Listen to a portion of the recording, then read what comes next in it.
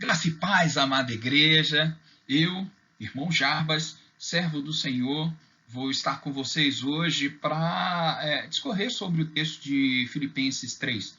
Gostaria muito de estar com todos vocês presencialmente para aprender com vocês, mas devido à distância, às situações que o tempo presente exigem, eu estou aqui estudando e pedindo a orientação do Espírito Santo para que é o nosso melhor professor, para que ele possa nos orientar em relação ao estudo do livro de Filipenses, capítulo 3.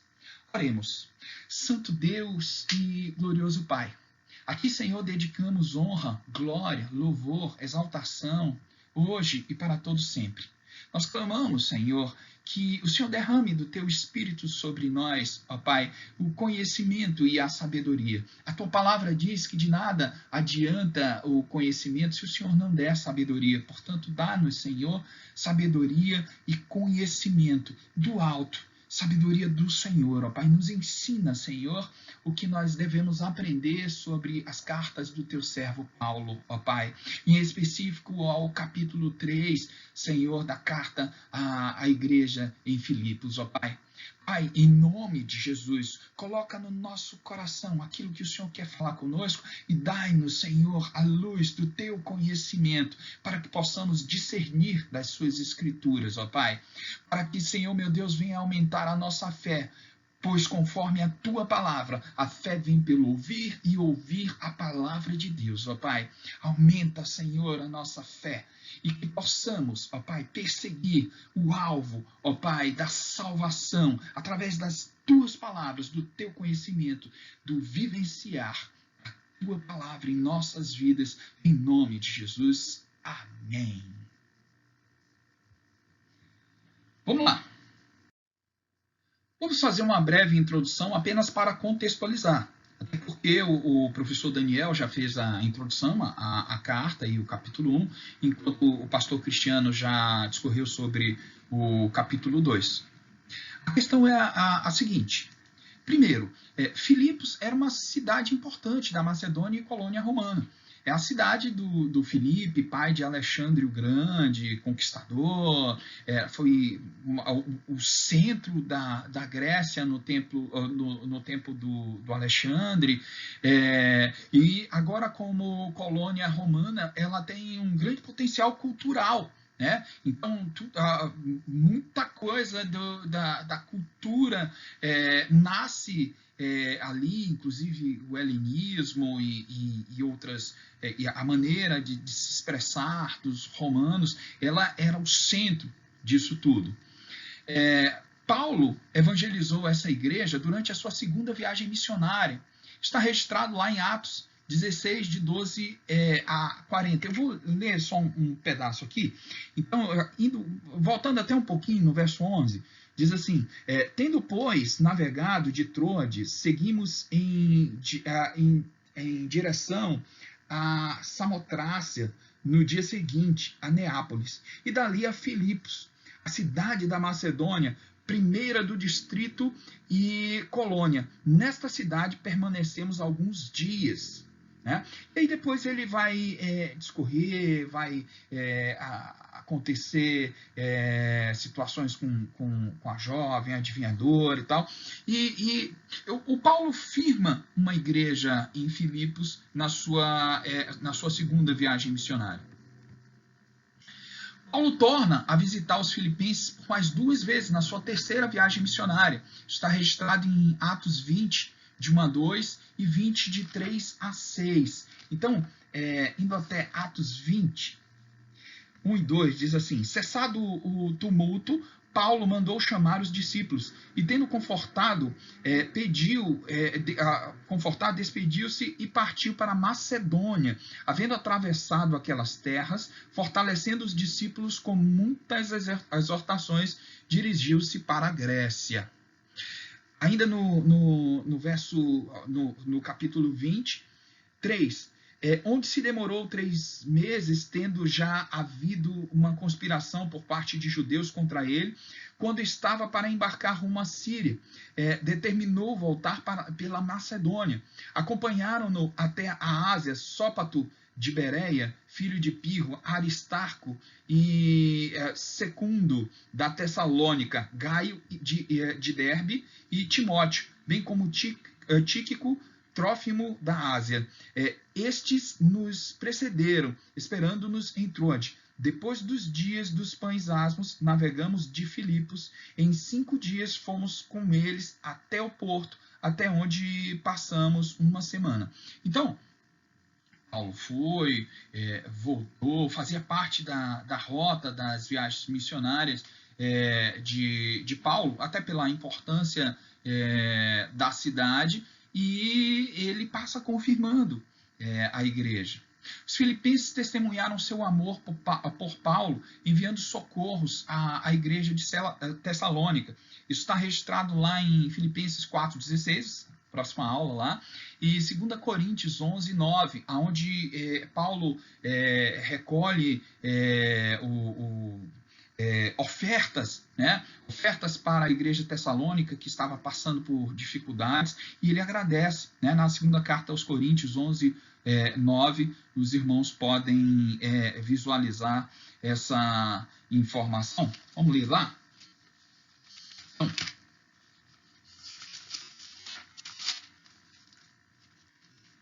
segunda carta aos Coríntios 11:9.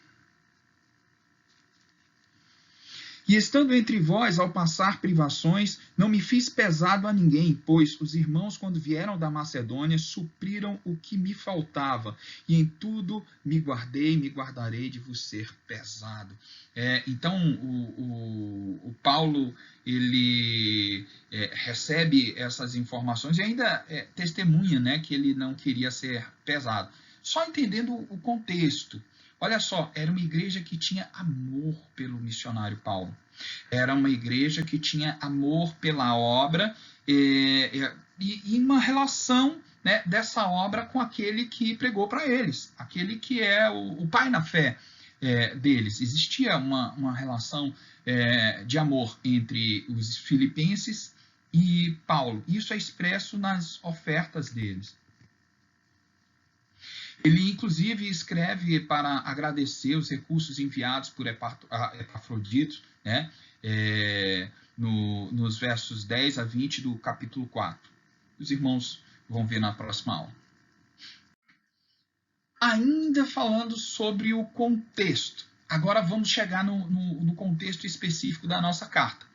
Paulo está preso quando escreve toda a carta de Filipenses. Não se sabe ao certo se em Roma, Cesareia ou Éfeso. Se a gente conseguisse saber ao certo, poderíamos determinar exatamente qual o período em que isso está acontecendo e melhora a contextualização. Mas poderia ser numa das várias prisões de Paulo, né? Seja em Roma, ou Cesareia, ou em Éfeso.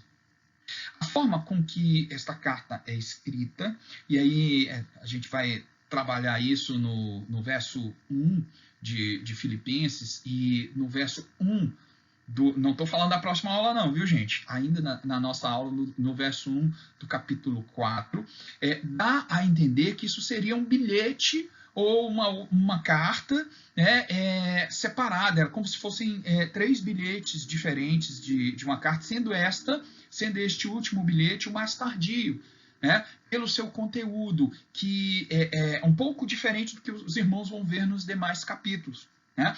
Então, ele tem uma situação específica a ser tratado. E ele faz uma introdução, uma saudação de introdução no verso 1 do capítulo 3 e faz como se fosse uma despedida, a maneira com que ele escreve no primeiro capítulo do verso 4. Nós vamos observar isso. Então, e que assunto é esse que ele está tratando? Que é o cerne da nossa questão aqui. É uma polêmica entre missionários judeus cristãos, que é nada parecido com o capítulo anterior.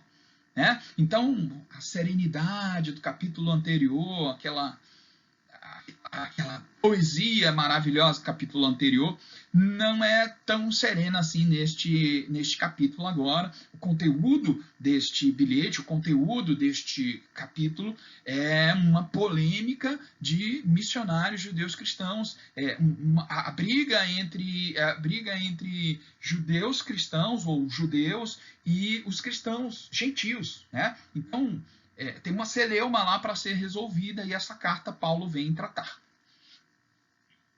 O conteúdo desse capítulo também traz uma advertência contra os maus obreiros que minam o trabalho do apóstolo Paulo em Filipos.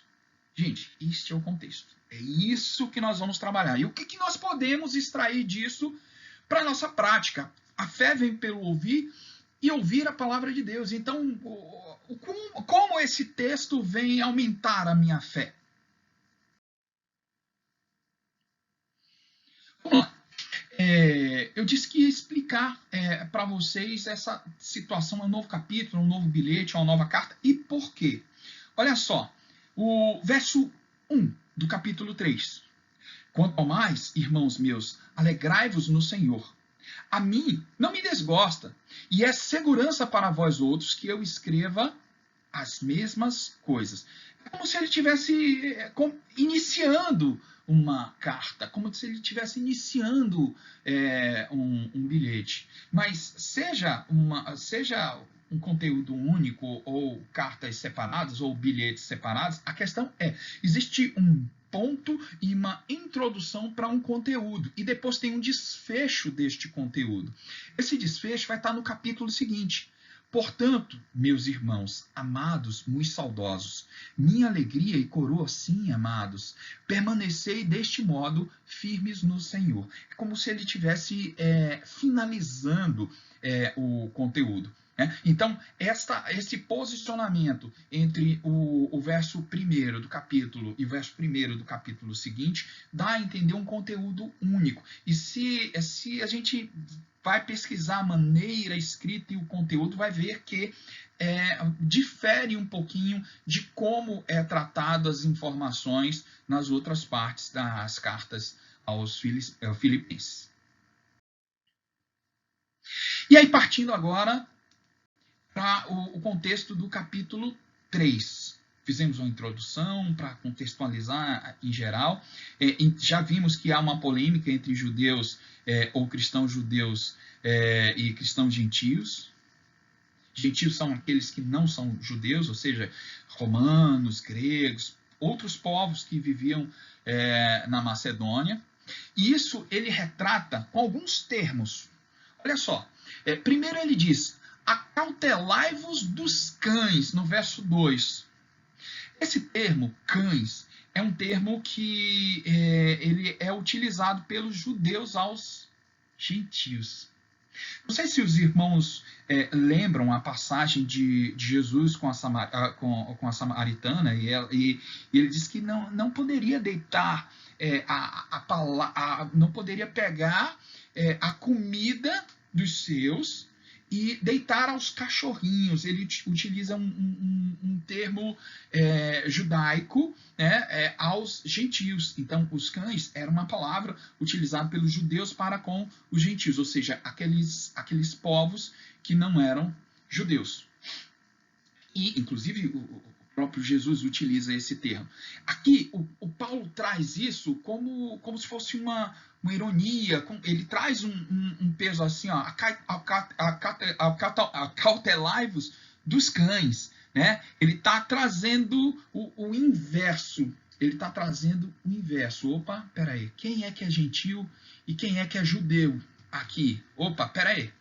Se ele está escrevendo, e o Paulo escrevia, a igreja era uma igreja com muitos gentios, o Paulo não iria falar isso para falar contra aqueles para quem ele pregava. Então ele está usando de um termo judaico, né, para dizer que, opa, tem a cautela desses caras aí. E quem são esses caras aí? Acautelai-vos da falsa circuncisão.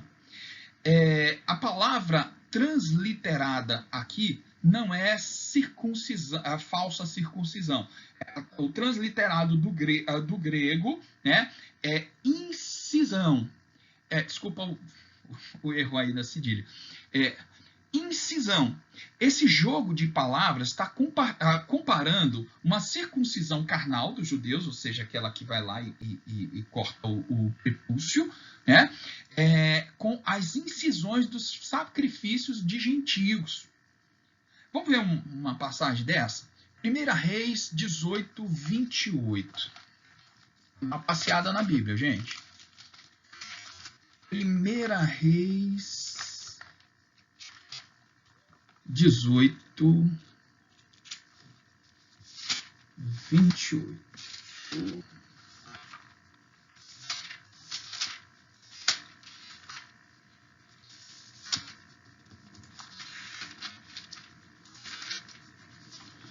Ok. Uma situação em que aparece, pelo menos na minha tradução aqui, como incisão. E eles clamavam em altas vozes e se retalhavam com facas e com lancetas, segundo o seu costume, até o derramamento de sangue. Né? Então, é como trazia isso. Eu tenho uma outra versão aqui. Vamos ver se está a mesma coisa.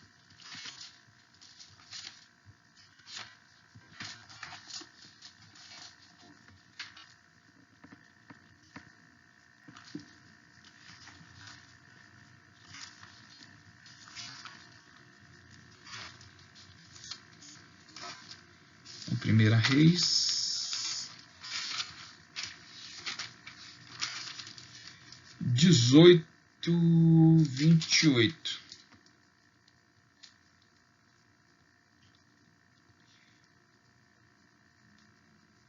Okay. Gritavam mais forte e, segundo o seu costume, fizeram incisões no próprio corpo, com espadas e lanças, até escorrer sangue. Né? Essa é uma passagem. Ele vem falar também em relação a isso em Gálatas 5,12. Então, se eu for lá para Gálatas 5,12, a gente vai entender por que comparação poderia haver aqui com essas incisões. Por que ele utilizar o termo incisões? Gálatas 5,12. Que se façam mutilar. Ele está falando, vou para o 11 aqui. Quanto a mim, irmãos, se ainda prego a circuncisão, por que ainda sou perseguido? Pois estaria eliminado o escândalo da cruz. Que façam-se mutilar de uma vez os que vos inquietam. Então, esse mutilar aí vem da incisão, que era exatamente as pessoas se cortarem nos cultos pagãos. Então, o Paulo ele tá começando a tratar esta celeuma aqui. Primeiro, ele usa a palavra cães, que é uma palavra designada aos gentios, ele usa para esses maus obreiros. 2, ele manda se acautelar da incisão, que a gente está traduzindo aqui. Eu estou utilizando uma tradução que de falsa circuncisão. E vamos entender por que incisão foi traduzida aqui por falsa circuncisão. Nós temos nos cultos, ou seja, nas situações de sacrifícios gentios, ou seja, dos não-judeus, dos outros povos, em que existia a incisão, que eles se cortavam, né? Eles faziam isso para sangrar, né? Achando que iam obter algo a mais dos seus deuses com D pequeno. Né? E ele começa tá chateado, o Paulo está chateado, né? Então, compara, acautelai-vos da incisão. O que mais? Pois muito andam entre nós, dos quais repetidas vezes eu vos dizia, e agora eu vos digo até chorando, que são inimigos da cruz de Cristo. Isso a gente vai ver mais adiante, para entender do que ele está falando aqui. De quem são esses... de quem é que está se acautelando? E qual é a situação aqui? Então, o texto ele vai discorrer sobre isso. Tem um problema acontecendo, e este problema é exatamente judeus convertidos ao cristianismo que voltam a pregar a circuncisão e voltam a pressionar os gentios que se converteram. Então, e ele traz isso daqui, opa. E depois eu vou explicar se é judeu ou judeu cristão. Então, exatamente quando a gente chegar na parte que fala dos inimigos da cruz, nós vamos entender que está se tratando aqui de judeus cristãos em conflito com judeus gentios. Não é qualquer judeu, não. Esses são ele está tratando aqui como inimigos da cruz. Bom, a fé vem pelo ouvir e ouvir a palavra de Deus. E a minha intenção aqui não é, primeiro, que não é uma carta de muita discussão teológica, a não ser que a gente queira ficar discutindo aqui historicidade. Não é.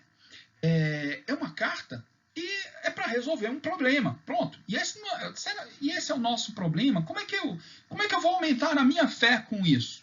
A nossa base de estudo baseamos em perguntas. Primeiro, vamos entender quem são os maus obreiros de hoje. Existem maus obreiros hoje, no nosso tempo, na nossa igreja, na igreja de Cristo hoje, na face da terra? Existem maus obreiros? O que é a circuncisão verdadeira? Bom, se ele começou a tratar lá o pessoal da incisão ou da falsa circuncisão, qual é a circuncisão verdadeira? Outra, no meio da celeuma, o Paulo, ele usou de uma estratégia. Então, ele tratou isso, ele tratou o problema dentro da igreja. Então, o que a gente pode aprender com o exemplo do apóstolo Paulo diante a polêmica com os maus obreiros ou inimigos da cruz de Cristo? Outra coisa que eu quero saber, e a gente pode retirar isso do estudo, o Espírito Santo pode ministrar nos nossos corações. Existem cristãos perfeitos dentro da igreja? Será? E quem são os amigos da cruz de Cristo? Opa, ele fala dos inimigos. Legal. Mas quem são os amigos da cruz de Cristo? Quem são estes? E qual a recompensa dos amigos e a recompensa dos inimigos da cruz de Cristo? Esse é o trato da nossa aula aqui. É isso que a gente vai estudar. É isso que a gente vai estudar junto e aprender junto do Espírito Santo. Primeira pergunta: quem são os maus obreiros de hoje? Olha só, tem ali o peão de obra lá, os pedreiros brincando lá na betoneira e tal. Então, quem são os que estão fazendo o papel desses aí, que estão brincando com a betoneira, ou seja, estão brincando com o evangelho como estão brincando com a betoneira aí? Lá nós já contextualizamos de que no período da carta ali, o Paulo está tratando de judeus cristãos que estão atrapalhando o trabalho dele na igreja de Filipos.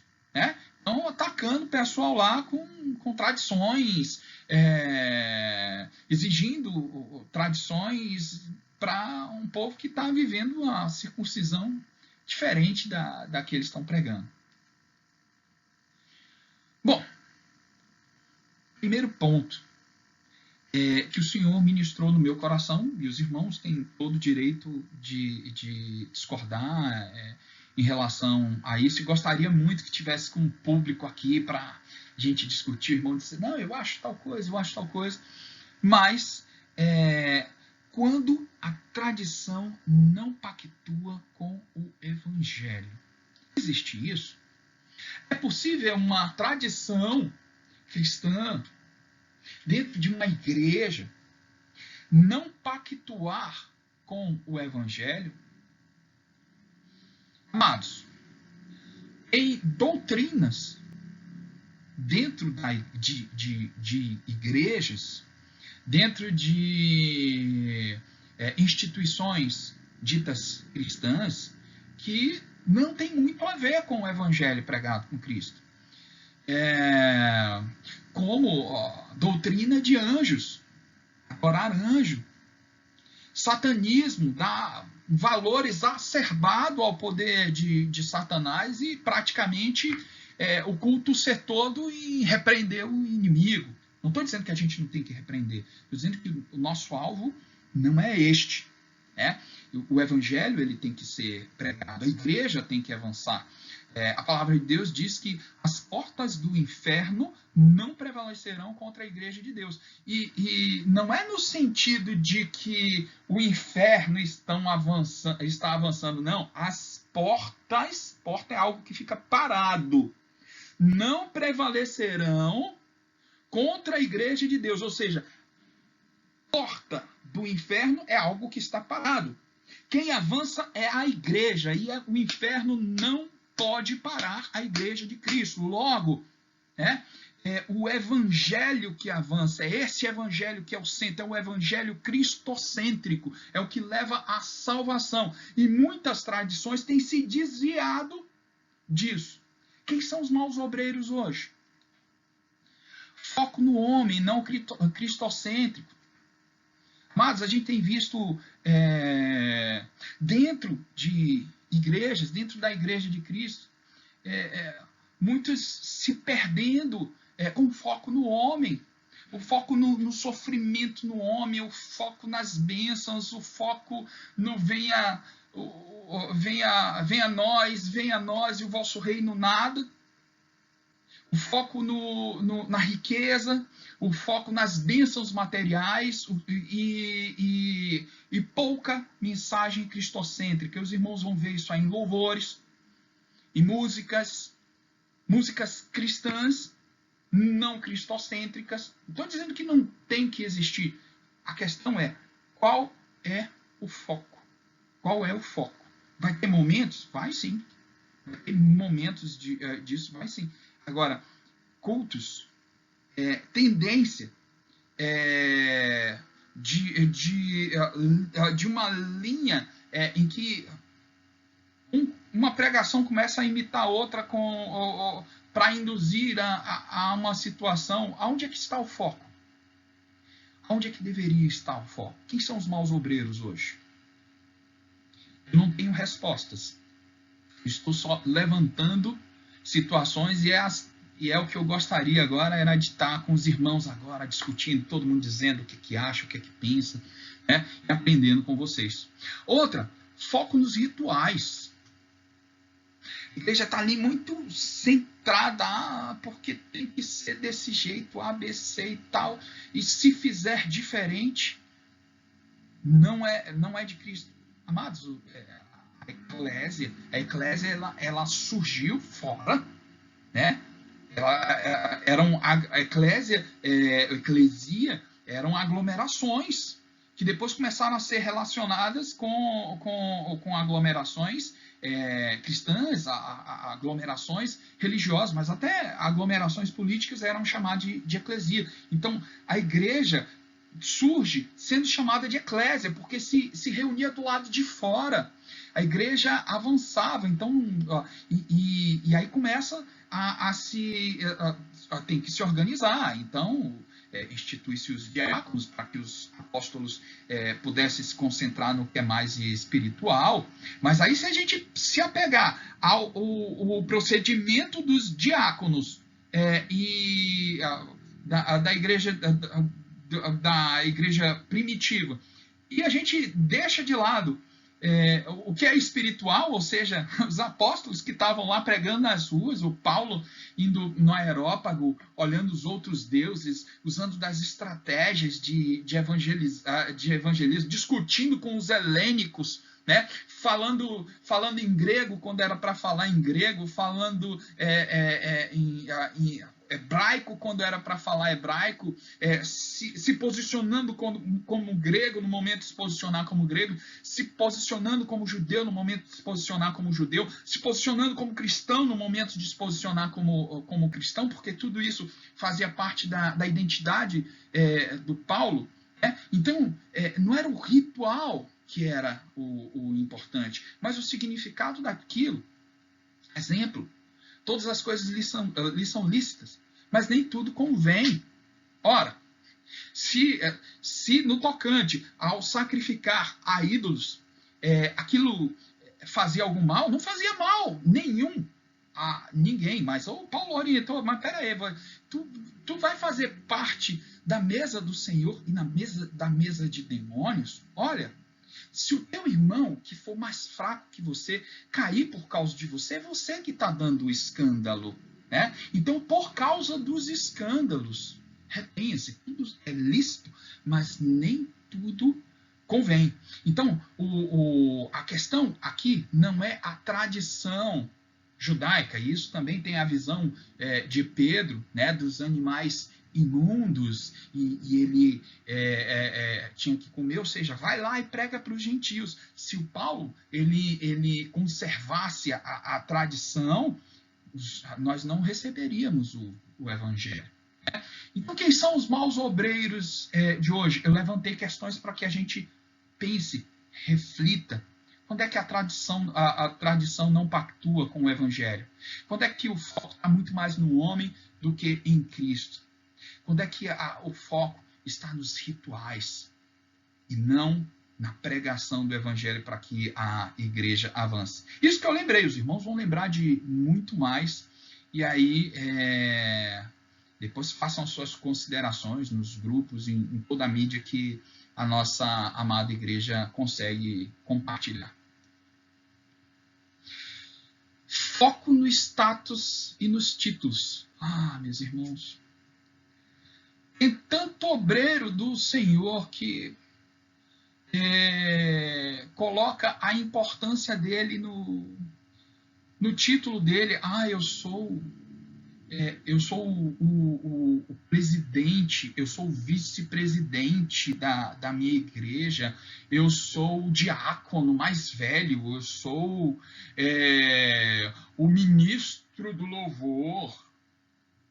Eu me lembro uma situação lá num projeto chamado Ceia de Natal com os carentes, e que a igreja a qual eu congregava, dentro da missão, ela tinha a responsabilidade da limpeza.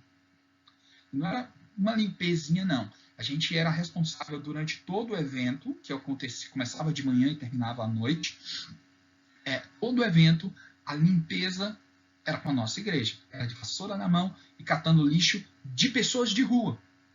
Então, as pessoas de rua estavam lá sendo atendidas, cortando cabelo, unha, comendo e tal, e a gente estava o tempo todo na limpeza, e no final a gente tinha que entregar o local do evento, o local externo, normalmente a praça da prefeitura, uma praça lá chamada Cruz Caída, em Salvador, Bahia, e ao final a gente tinha que entregar limpo para a prefeitura, tudo dali. E a igreja a qual eu congregava era a responsável por isso. E eu era coordenador era um dos coordenadores desse trabalho, e normalmente estava muito mais relacionado ao evangelismo. E o Jarbas estava fazendo o que lá? Estava varrendo, estava limpando, quando dava, evangelizava, quando fazia, porque digno é o obreiro do seu salário, e o meu salário está lá no céu, o galardão está lá no céu. E aí eu me lembro, o presidente da missão na época, ele me viu lá junto com o pessoal da minha igreja e varrendo, e aí ele disse: tu escolhestes o melhor serviço, né? Porque o que eu acho mais lindo é servir, né? E é isso que a gente tem que ser, amados. Não tem que amar status, não tem que colocar a nossa se encher o peito para dizer eu sou isso, eu tenho este cargo, eu tenho esta função, eu tenho o meu ministério. Não, irmãos. Nosso ministério é ir por todo mundo, pregar o evangelho para toda criatura. Quem crê e for batizado será salvo, quem não crê já está em condenação. Por isso a gente tem que correr para que eles saiam da condenação e encontrem a salvação e a vida eterna pela palavra do Senhor, que foi pregada para nós, para que nós alcançássemos essa salvação, que a gente possa multiplicar este amor, falando do Evangelho de Cristo. Avançando. Bom, falamos aqui da incisão, da alegoria do Paulo usar a palavra incisão, que é transliterada, que seria, na nossa interpretação aqui, uma falsa circuncisão. né? Ou seja, aquela circuncisão apenas carnal, que não está tendo uma relação direta com o pai, não está dizendo muita coisa. E o que seria? Bom, já que essa é falsa, só cortar o prepúcio lá ele está considerando falsa, qual é a verdadeira circuncisão, segundo Filipenses 3? Olha o texto, no verso 3. Observem que a parte em que eu coloco umas imagenzinhas ali está em branco, algo vai aparecer. Né? Porque nós que somos a circuncisão, nós, a igreja de Cristo, somos a circuncisão. Nós que adoramos a Deus no Espírito e nos gloriamos em Cristo Jesus e não confiamos na carne. A carne aqui está falando das coisas materiais. Essa palavra carne foi estrategicamente colocada por Paulo, que não fala sem pensar, até porque ele escreveu, né? Então dá tempo de pensar e corrigir. Essa carne aqui está falando das coisas carnais, das coisas materiais, como por exemplo, o prepúcio cortar o prepúcio fosse só uma tradição, né? Nós é quem somos a circuncisão. Nós que adoramos a Deus no Espírito e nos gloriamos em Cristo Jesus e não confiamos na carne. Nós não confiamos em títulos, nós não confiamos em rótulos, nós não confiamos em status, nós não confiamos na igreja mais bonita, nós não confiamos na igreja com mais recursos. Nós não confiamos na igreja que o ministério de louvor canta mais bonito que todo mundo, que o pastor prega mais empolgante. Não. Não estou dizendo que isso é ruim, é bom, e é a excelência da obra de Deus. O que eu estou dizendo é que a nossa visão não é essa, não é para isso. A nossa visão é para nos gloriar em Cristo Jesus. A esse toda a honra, toda a glória. A ele seja num pedacinho de terra, falando de Jesus, com uma cerquinha, um caixote, como nós ouvimos dos primeiros batistas de Brasília pregando, com um caixotezinho na rua, no mato, né? Então, nós é quem somos a circuncisão. E olha só, eu coloquei um espelhozinho aqui. Você quer saber quem é a circuncisão verdadeira? Olha para o espelho e você vai se enxergar. Servo do Senhor, verdadeira circuncisão. Você é o sinal. Você, meu irmão, você é o sinal entre Deus e os homens. Esse sinal de relacionamento está dentro de você e é a presença do Espírito Santo em sua vida e na minha vida. Nós somos a circuncisão verdadeira. Ou seja, muito mais vale a igreja estar com a salvação em Cristo Jesus, que nos foi dado de graça, do que simbolizando com corte de prepúcio. Nada contra a tradição, mas aonde é que está a fé, amados? Esse maravilhoso livro aqui tem as palavras de vida eterna. Esse maravilhoso livro aqui tem as palavras de vida eterna. Um bocado aqui. O irmão disse que quando a gente... Eu vou com a minha família para a igreja, a gente carregar os pesos da palavra de Deus, que é muita Bíblia, a gente carregando. E esse livro tem as palavras de vida eterna, mas se ele ficar aberto lá, não tem poder nenhum. Se o irmão não ler, não tem poder nenhum. Se o irmão não viver o que está escrito, não tem poder nenhum. Né? Cristo tem as palavras de vida eterna. Outra pergunta. O que podemos aprender com o exemplo do apóstolo Paulo diante da polêmica com os maus obreiros? Primeiro, não há espaço para confiar na carne. Olha o que diz no verso 4, capítulo 3. Bem, eu poderia confiar na carne. Se qualquer outro pensa que pode confiar na carne, eu ainda mais. Paulo poderia confiar na carne, né? Mas por que ele não confia? Todo título, status e conhecimento carnal é perda. Verso 5 em diante. Circuncidado ao 8º dia, da linhagem de Israel, da tribo de Benjamim, hebreu de hebreus, quanto à lei fariseu, quanto ao zelo perseguidor da igreja, quanto à justiça que há na lei irrepreensível. Mas o que para mim era lucro, isso considerei perda por causa de Cristo. Sim, deveras considero tudo como perda por causa da sublimidade do conhecimento de Cristo Jesus, meu Senhor, por amor do qual perdi todas as coisas e as considero como refúgio para ganhar a Cristo. Então, amados, por que não há espaço para confiar na carne? Porque Paulo considera tudo isso como perda, como refúgio, como esterco. Esse refúgio aqui, os banheiros na época, então fazia as necessidades lá e alguém retirava para dar um fim naquilo dali. Esse é o refúgio. Esse é o refúgio. Dejetos humanos. Então, fezes. Então, Paulo considera todo título, status e conhecimento carnal como fezes, como perda, como refúgio. Isso não é o importante.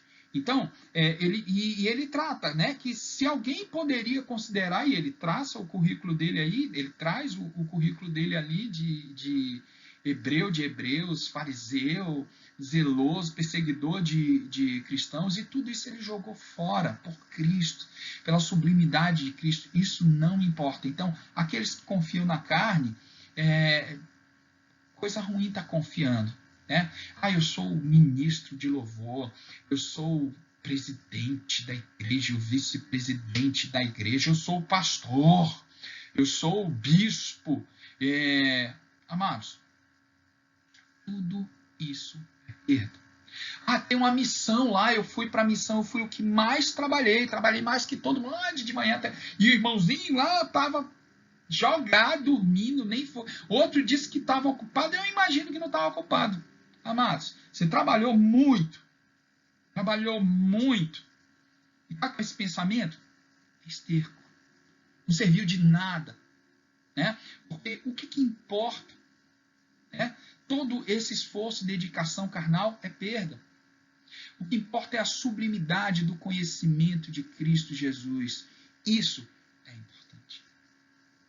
O conhecimento de Cristo, não o meu conhecimento, não o meu status, não o meu esforço. Não.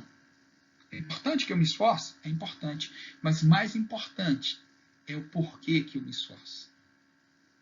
Mais importante é onde eu espero a minha paga.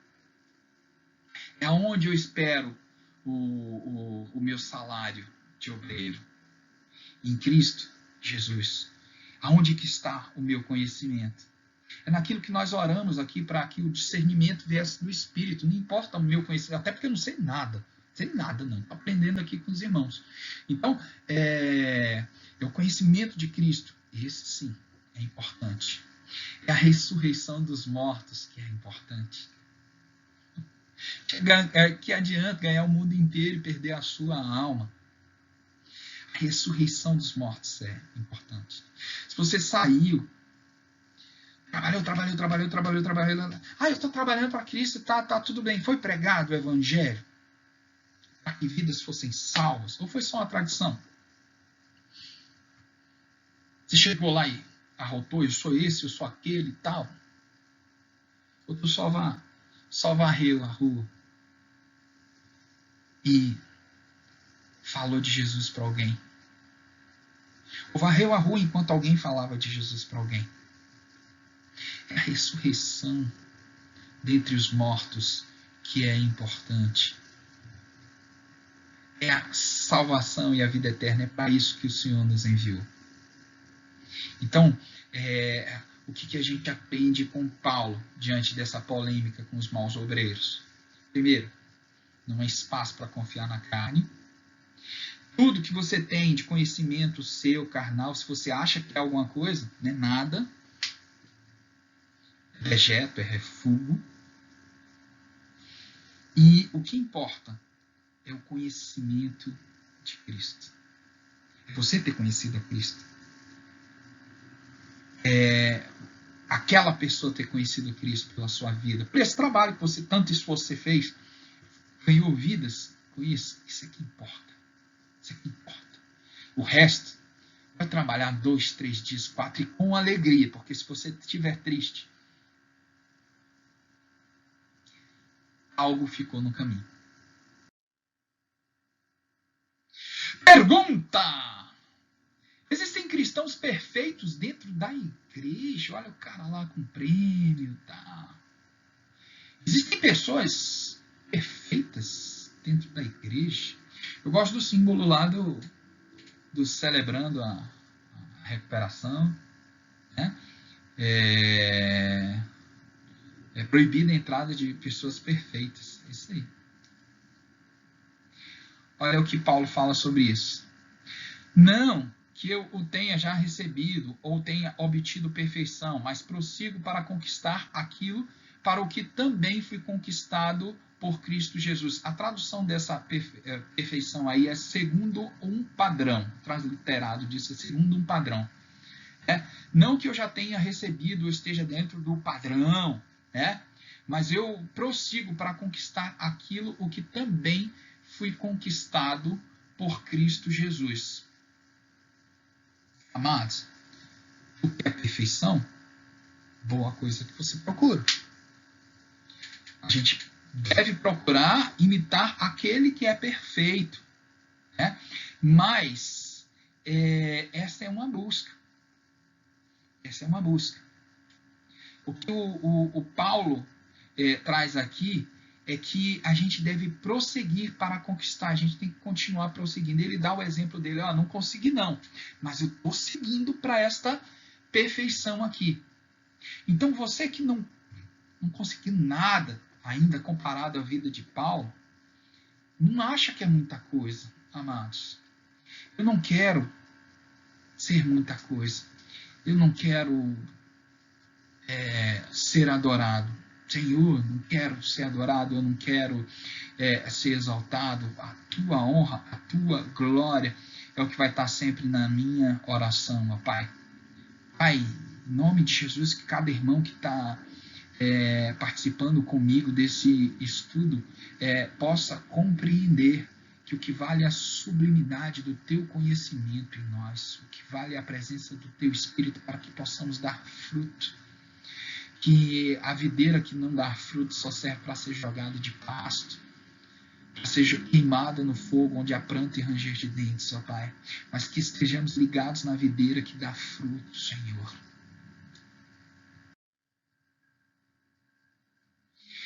Segue a pergunta. Existem cristãos perfeitos? Qual é o exemplo que Paulo dá dessa perfeição? Ele diz que prossegue para o alvo. Mas uma coisa faço. Olha que bacana. Sobre a perfeição. E aí não é falta de humildade, não. Esquecendo-me das coisas que ficam para trás e avançando para as que diante de mim estão. O que Paulo está dizendo aqui? O que ele está falando sobre a perfeição que a gente deve buscar? É que, amados, as coisas velhas já se foram. Não volta para buscar o velho homem, a velha mulher, não. Aquilo que ele está dando o exemplo dele. E aí a gente toma esse exemplo para nós. Então, uma coisa fácil, esquecendo-me das coisas que ficaram para trás, o meu pecado e tudo aquilo que eu era, e avançando para as que diante de mim estão. A pregação do Evangelho, o prêmio da salvação. E tem mais. E ele dá orientação. Todavia, andemos de acordo com o que já alcançamos. Seguinte, irmãos, explicando, está construindo uma escada. Você construiu o primeiro degrau. Aí você faz, para fazer o segundo degrau, você vai nivelar com o primeiro, ok? Nivelou e vai construir um outro andar. Então, aquele primeiro degrau, tu não volta mais. Você já sabe ali, ó. E aí, outro degrau. E outro degrau, outro degrau. Não volta. Senão vai ficar sempre no mesmo. A escada sobe. Então andemos de acordo com o que nós já alcançamos. Alcançou aquilo dali. Tu não é perfeito ainda não. Tu não é perfeito. A gente já viu, tu não é perfeito, então não. Mas você alcançou algo em que você possa dizer, puxa, que bom. Eu sou uma pessoa tão melhor agora. Não volta atrás. Não volta. Avança. Né? Andemos de acordo com o que já alcançamos. E agora? O que a gente estudou até aqui? Nós vimos que o Paulo ele começa alertando contra os maus obreiros, ele chama de os da incisão, ou cães, e trazendo bem o que era a polêmica, né, da circuncisão, numa situação em que ele, se ele está preso, já passou disso, os discípulos já não discutiam isso, e ainda tinham pessoas que, mesmo com a orientação dos líderes da igreja, estavam insistindo em perseguir os gentios lá na igreja de Filipenses. Então, o Paulo, nós já vimos, estudamos. Qual foi a atitude de Paulo? A atitude de Paulo foi mostrar para os irmãos filipenses que não deve pagar o mal com o mal. Que ele, como sendo, tendo o currículo dele, coloca aquilo tudo como perda, e o que importa é a sublimidade de Cristo, o que importa é a salvação. Então, que eles continuassem focados na salvação. Ele fala da soberana vocação, né? E que é de servir e avançar, né? E não voltar ao pecado, mas avançar fazendo bem, avançar trabalhando para o Senhor, e se mantendo conforme eles já alcançaram, né? Seguindo. Não tem ninguém perfeito na igreja, mas a gente pode, degrau em degrau, subir. E aonde nós estamos agora? No finalzinho da carta, em que ele vai trazer um contraste entre os inimigos da cruz e os amigos da cruz. Então, ele traz à tona de novo os maus obreiros, chamando eles agora de inimigos da cruz de Cristo. Ele é bem severo com essas pessoas. Mas antes da gente falar dos inimigos da cruz de Cristo, eu quero trazer para a prática, para a nossa vida. Bom, quem são os amigos de Cristo? Para existir inimigos, quem são os amigos da cruz de Cristo? Irmãos, sede imitadores meus e observai os que andam segundo o modelo que tendes em vós. Eu coloquei aí propositalmente em verde e em azul, porque nós identificamos aqui dois grupos, né? Então, primeiro, o seu grupo. Você, eu, nosso grupo, né? Aqueles que imitam a Paulo, né? Aqueles que imitam os discípulos, aqueles que imitam aqueles que nos pregaram, fizeram com que o evangelho chegasse aqui. Por quê? Porque isso ele traz também em outra carta, lá na primeira carta aos Coríntios.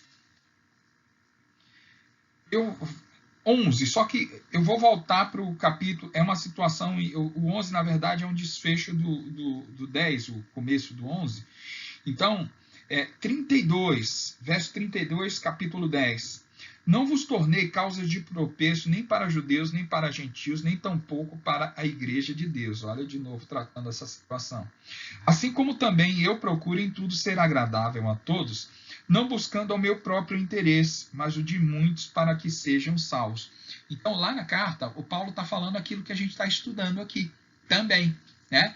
Então, ele está dizendo aqui, olha, o que é importante é salvação. Então, por isso que deixa o povo falar, eu vou agradar, eu vou tentar agradar aqui, eu procuro ser agradável com todos e não busco o meu próprio interesse, mas o da salvação. Isso é que é importante.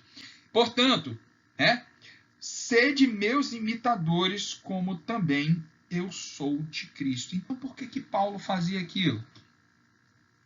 Por que Paulo ele não era causa de tropeço de um e de outro, porque ele era imitador de Cristo.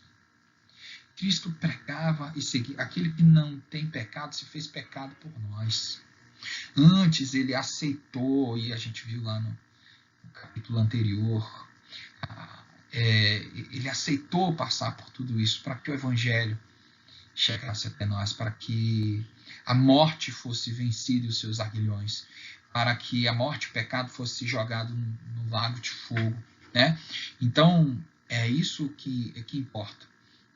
Então, o primeiro grupo são os imitadores, mas imitadores de Paulo? Não, ele traz lá nos Coríntios, sede meus imitadores como eu sou de Cristo. Imitadores de Cristo, perseguir para aquela perfeição que está se buscando, não é onde a gente está, é aquilo que a gente tem que buscar, esquecendo do degrau passado e andando só do degrau para frente. Né?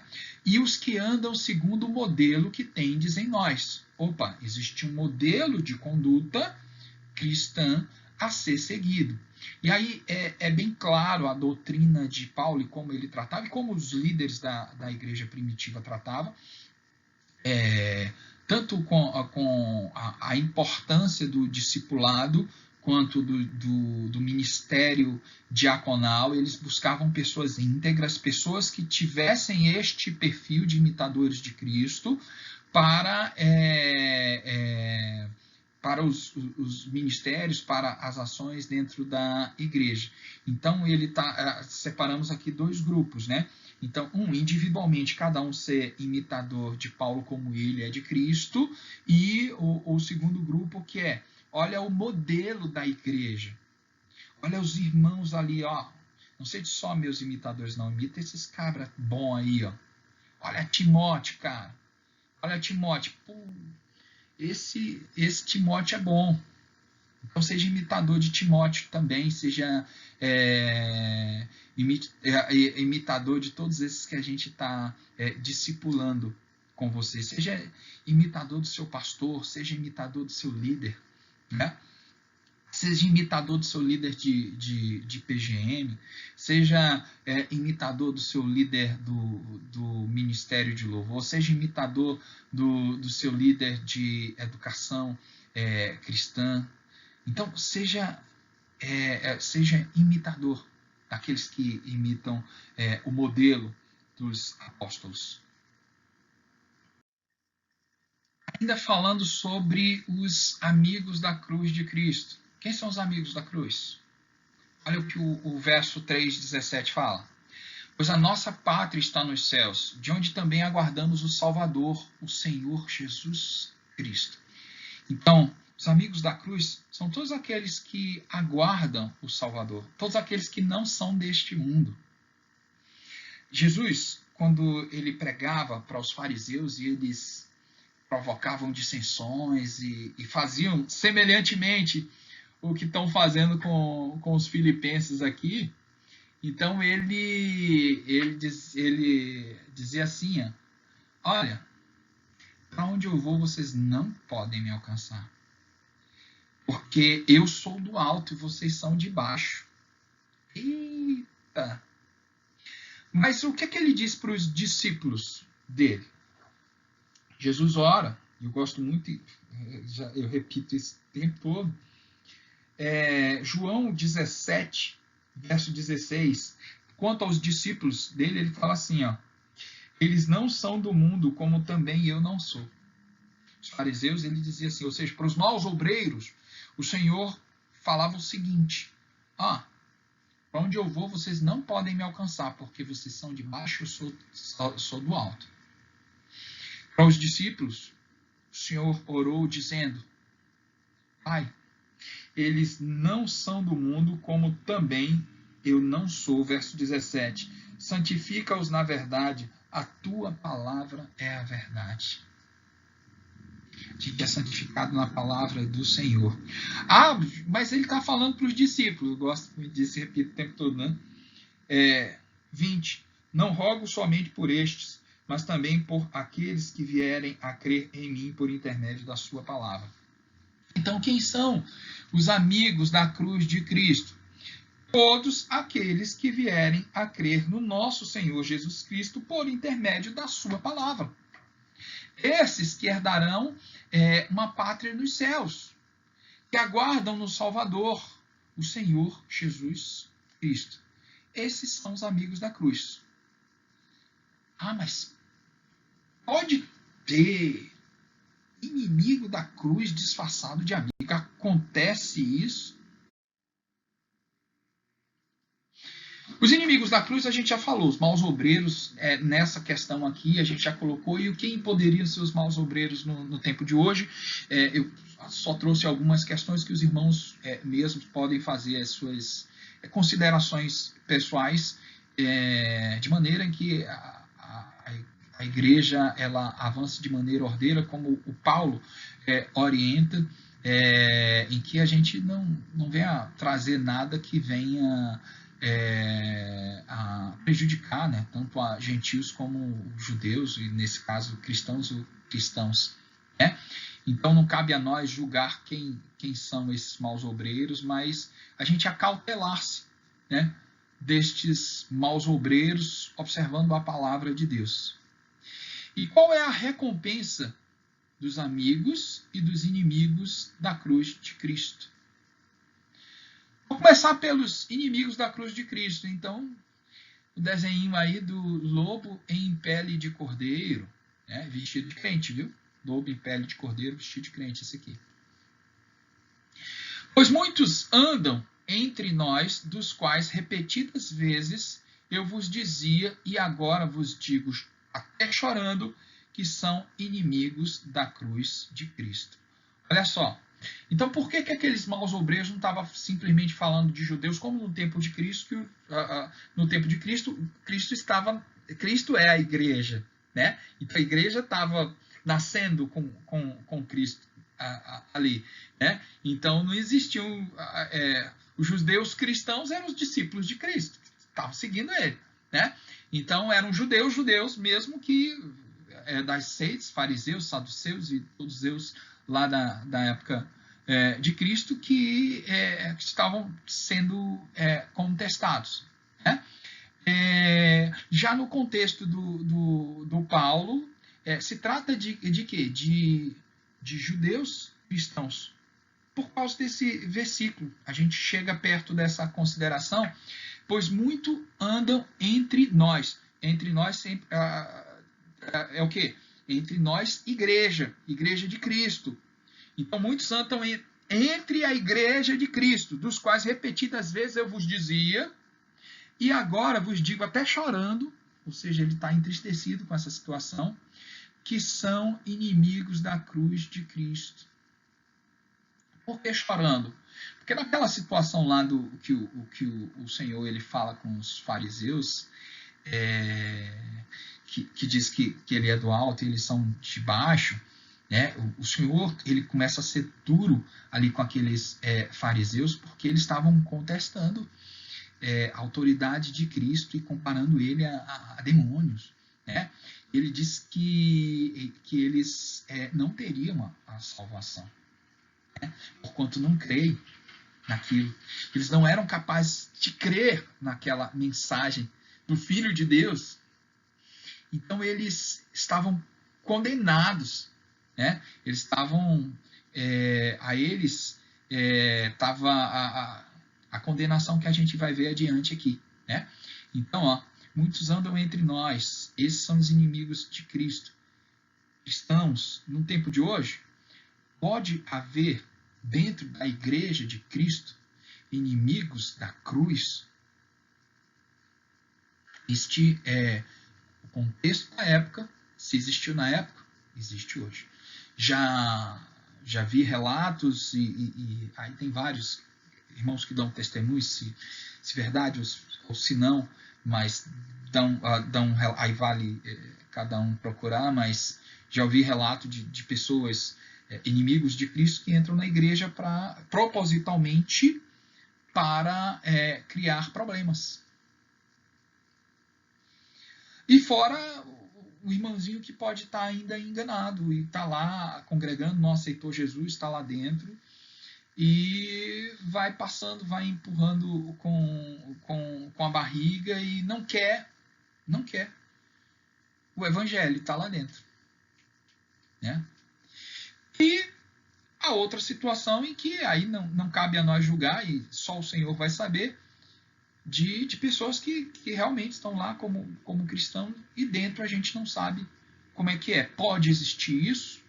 Se existiu no tempo de Paulo, pode existir hoje também. Eu acredito que pode. Mas não nos cabe julgar quem são, como se comportam. Mas o que Paulo diz é que a gente deve se acautelar destas pessoas e que nós devemos buscar a salvação, que é o que importa. Né? E eu acho que é por isso que Apocalipse tem tantas coisas que acontecem até o final, né? Até que ficar as últimas duas testemunhas e ressuscitarem, e tantos povos morrendo até as últimas duas testemunhas, os tocos de carvalho que ficaram, para dar a oportunidade de essas pessoas ainda assim obterem a salvação. Por isso que Paulo fala que ele diz até chorando, é como se ele estivesse dando no coração dele o veredito que essas pessoas não têm a salvação. Né? Eles são inimigos da cruz de Cristo. E Cristo disse que aqueles que são inimigos esse não tem como obter essa salvação e vida eterna. E qual é a recompensa dos inimigos de Cristo? A gente vai ver dos amigos e dos inimigos. Eu comecei com os inimigos aqui. Qual é a recompensa dos inimigos de Cristo? O destino deles é a perdição. O Deus deles é o ventre. A glória deles está na sua infâmia, visto que só se preocupam com as coisas terrenas. Uma crítica severa ao proceder judaico dentro da igreja cristã. Né? O destino deles é a perdição. O Deus deles é o ventre. É uma alusão à quantidade de cerimônias com comidas, de rituais, utilizando comidas e sacrifícios dentro da cultura judaica, que os irmãozinhos estavam querendo continuar praticando na igreja de Cristo.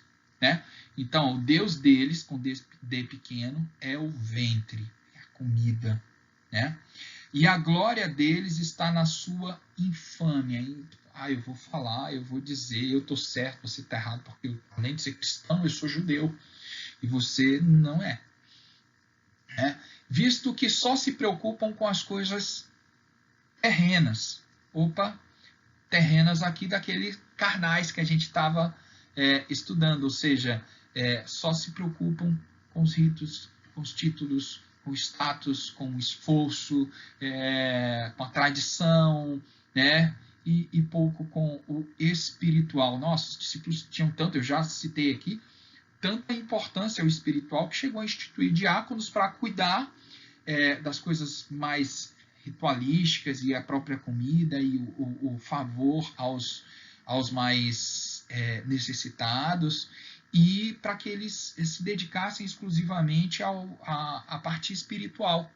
E não que uma coisa não fosse importante, era necessário que os diáconos fizessem esse cuidado para que aqueles que têm outro serviço pudessem avançar. Então, tanto faz se você está limpando o chão, entregando comida ou pregando a palavra. Se você está limpando o chão ou fazendo a comida para que falem da palavra e essa pessoa fale, você está falando também junto com ele. Você está sendo boca de Deus naquele momento, varrendo o templo.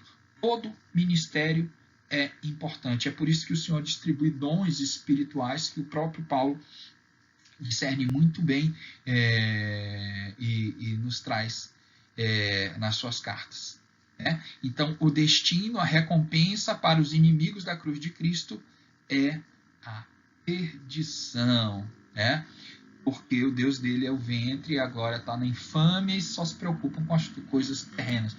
Esta é a palavra de Paulo naquela situação, naquela efusão da problemática na situação de Filipos lá, e ele traz desta maneira.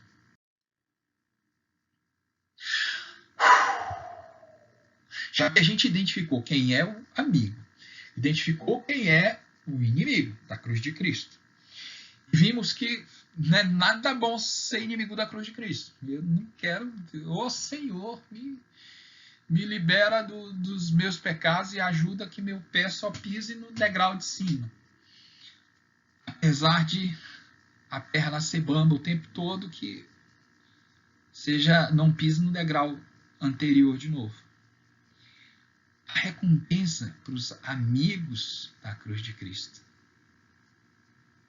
Aquela nova terra, aquele novo céu, e aí ele diz, o qual transformará o nosso corpo de humilhação, essas pernas bambas que eu falei subindo a escada, para ser igual ao corpo da sua glória, segundo a eficácia do seu poder que ele tem de até subordinar a si todas as coisas. Oh, aleluia. É isso, amados. A recompensa dos amigos de Cristo, ou seja, daqueles que imitam a Cristo, né? Através do exemplo de Paulo, através do exemplo dos líderes da igreja primitiva, através do exemplo dos seus líderes ministeriais, dos líderes da sua igreja, né? Através do exemplo do sacerdote do seu lar, o seu pai, se ele cumprir o papel, que através do seu exemplo como sacerdote do lar, os seus filhos tenham transformado os seus corpos de humilhação, né, igual ao corpo da glória. Essa é a recompensa dos amigos de Cristo. Fica a sua casa na rocha. O que Paulo fala? Não é a aula seguinte, não. Né? Fechando o capítulo 3, com o primeiro verso do capítulo 4. Portanto, meus irmãos, amados e muito saudosos, minha alegria e coroa, sim, amados, permanecei deste modo firmes no Senhor. Que assim sejamos nós, firmes no Senhor. Obrigado, e que essa palavra venha adentrar no coração de cada um de vocês. Amado Deus, glorioso Pai, te damos graças, ó Pai, porque o Senhor esteve conosco até aqui, ó Pai. Te peço agora, Senhor, que todo esse ensino que o Senhor trouxe ao meu coração possa ter a recíproca do aprendizado dos irmãos, que haja, Senhor, conforme no Salmo 1 do livro de Salmos, o amor pela palavra do Senhor, para que os meus irmãos nelas meditem de dia e de noite, para que sejam como árvores plantadas junto a ribeiros da água, qual dá o fruto ao seu tempo, e que não sejam como aqueles que perecem, e o pó leva para onde quer, mas que o fundamento da palavra do Senhor possa encontrar sabedoria e entendimento do alto, para que venha aumentar a fé dos meus irmãos, para que venha, Senhor, trazer à prática no dia a dia a vivência da tua palavra, de maneira que a tua igreja possa influenciar o mundo, ó Pai. Conforme diz a tua palavra, as portas do inferno não prevalecerão contra a igreja de Cristo. A tua igreja avança, Senhor, e não existe portão que barre a tua igreja. Que assim seja a sublimidade do conhecimento de Cristo no coração de cada irmão, em nome de Jesus. Amém. Obrigado, gente.